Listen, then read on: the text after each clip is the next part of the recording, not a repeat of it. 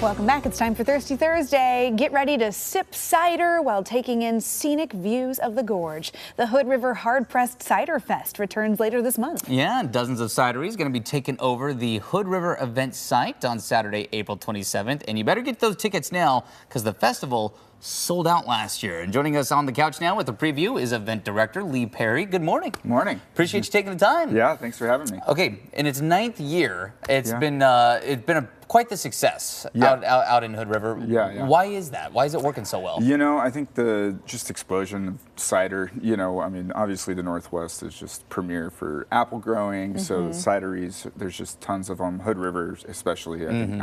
I was trying to remember how many there are out there right now. I can't remember exactly, but it's hard to keep track. It's probably 10, you know, plus just in Hood River alone. And then you take everything in Oregon and Washington, and it's pretty amazing how cider's grown over the last few years. So many wonderful kinds of cider, and then you said it in this wonderful venue. This is the second year that you're going to be down in a new site, kind of on the waterfront. So tell us about that. Yeah. So over the 9 years, we've kind of hopped to several different sites and kind of exploring what works. And last year we moved to the waterfront, and wow, it made all the difference. You know, people love coming down to the water.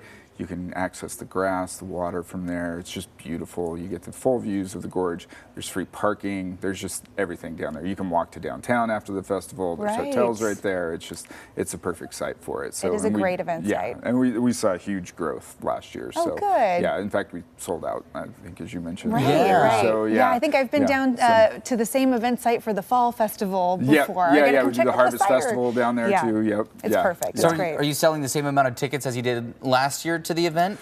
We've increased the capacity over last year.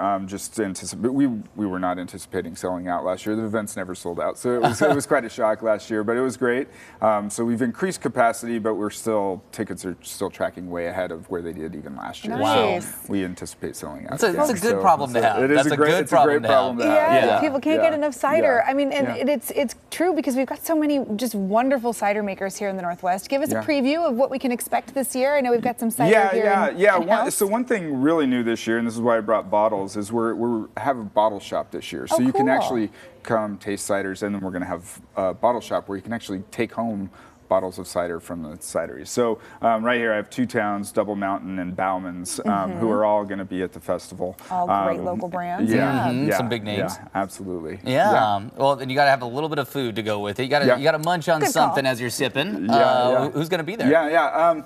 I'm not sure on the exact vendors. We have 10 food vendors there, so I know there's corn dogs and there's Greek food and there's lots of Mexican food and so a lot of selection for food. That's great. Why do you think hard cider has really seen this boom in popularity in recent years? You know, I think the one thing that cideries can do is just create a variety of flavors that maybe other drinks can't, you know, and we do, again, just because we are in the Northwest, we have so much experimentation, there's so many different varieties that people can do, so I think just the choice and what people can find, you know, sweet and dry, and I mean, there's just everything. Well, and I'm going to take a story that you have told before about yourself, which is, you know, Emily originally from the East Coast, where cider was just very sweet and manufactured, The only cider I'd ever tried kind of rhymes with the schmangry schmorter. And I thought, I don't love this really, really sweet apple juice.